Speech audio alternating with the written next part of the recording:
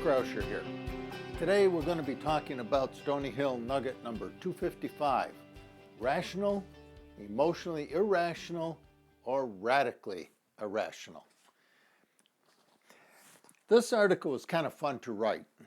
It's a little misleading. A lot of people think I'm going to be talking about the politicians here, okay? But this article is about you and I. This is about the voter, okay? We all know some of the craziness that's going on in the election process in our country today. But let's take a look at what it means for us. And I'm going to recommend a really crazy, totally radically irrational voting point of view. And I think we'll have a little fun with this, okay? First of all, this election is going to be focused on, like I said, you and I, okay? Yes, there is an awful lot of anger in our culture today. People are frustrated. They're tired of the gridlock in Congress. They're feeling very powerless. And people are really demanding change. The country is pretty much had it. A lot of people who are getting ready to retire have not seen any growth in their savings and their IRAs in a decade. And this is really disconcerting, and it causes people to be pretty upset and angry.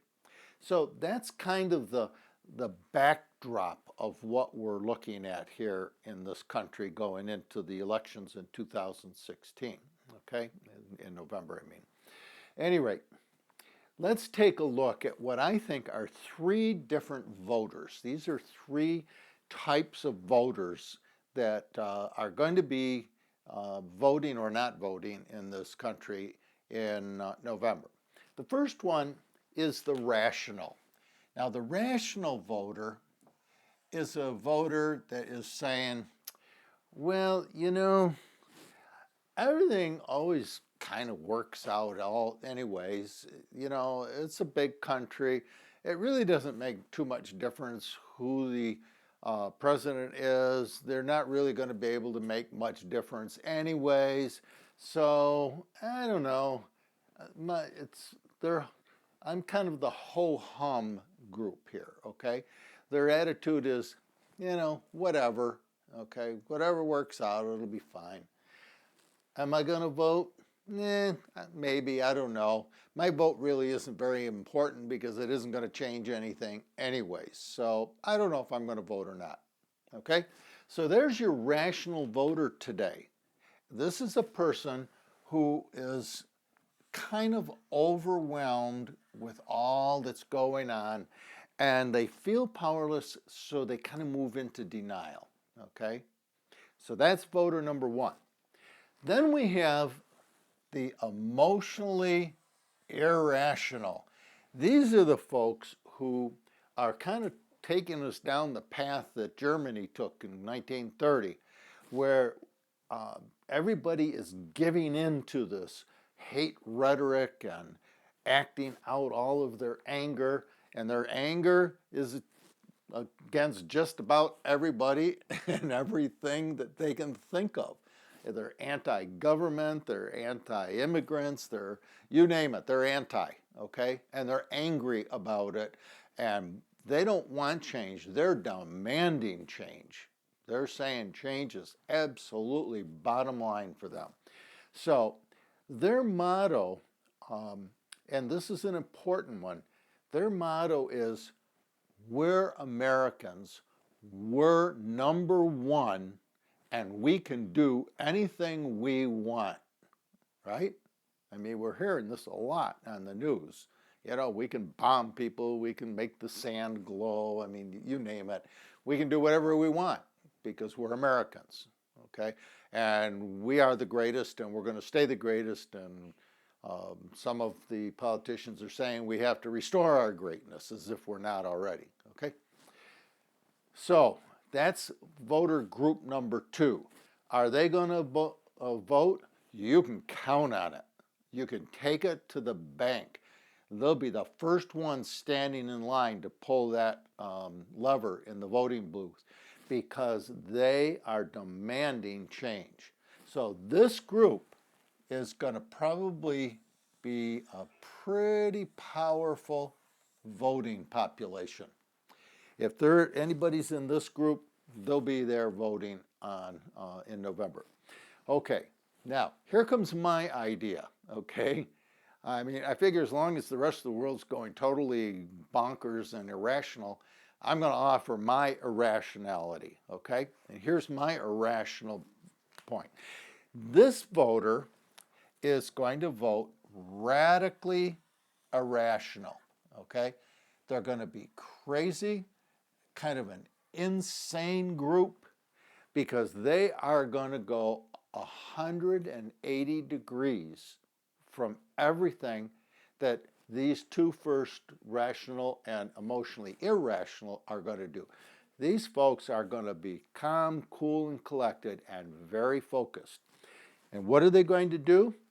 They're going to embrace building bridges, not walls.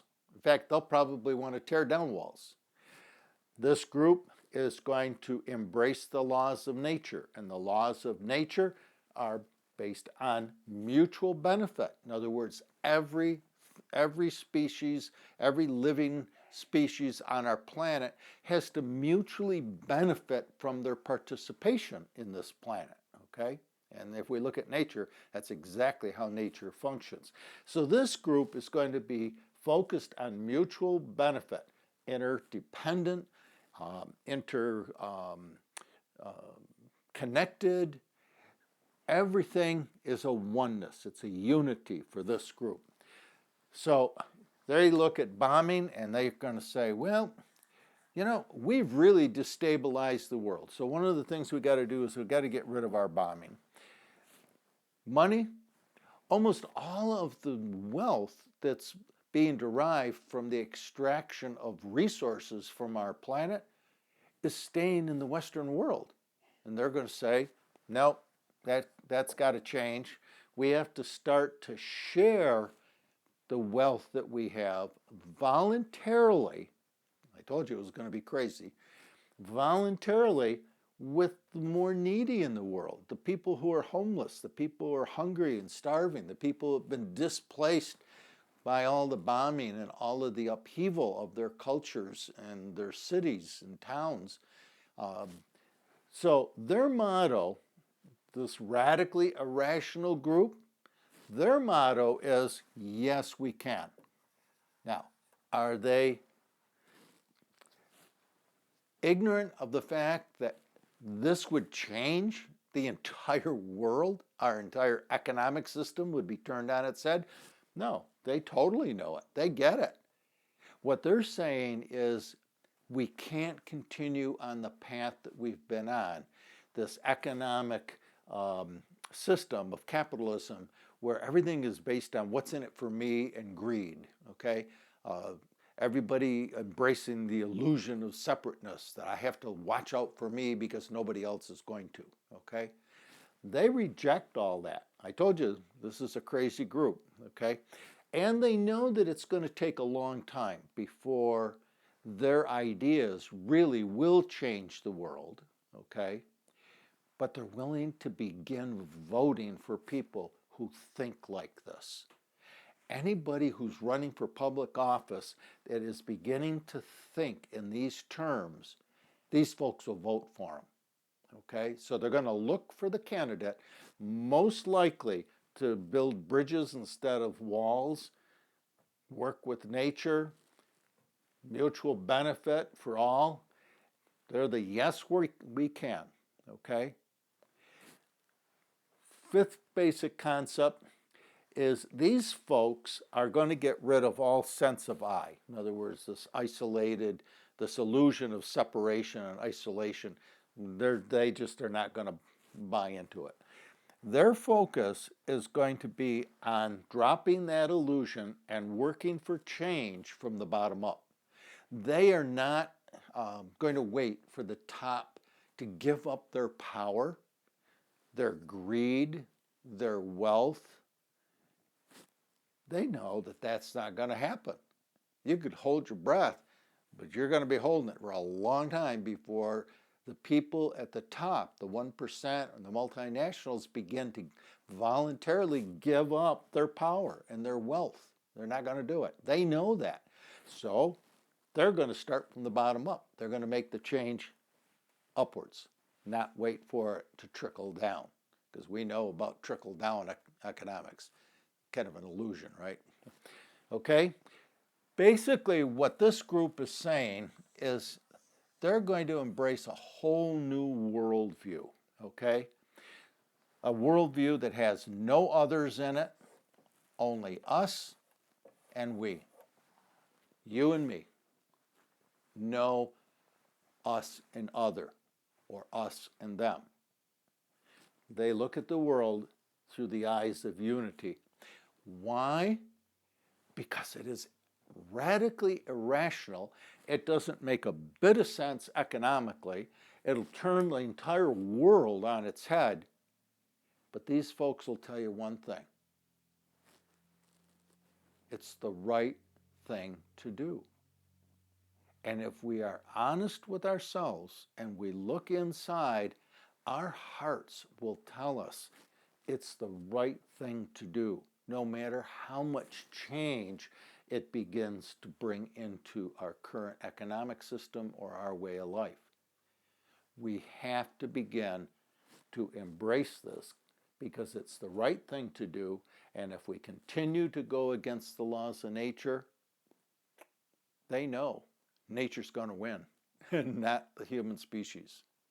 It may take another 200 million years, but nature will win, and they'll do it without the human species if that's necessary, and they know that.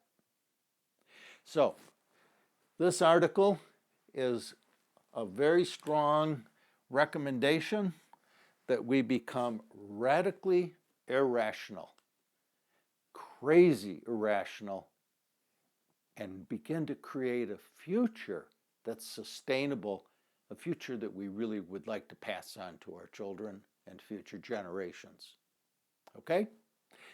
This was a fun article to write. I hope you get some good insights out of it. If it's helpful for you, please pass it on to anyone else that you think would find it helpful. And thank you, if you do, thank you for the support that you provide to both our writing and our videos. We really do appreciate your support. Okay, have a great, radically irrational, I was going to say week, because I usually say week, but I'm going to say have a radically irrational life. And we'll see you down the road.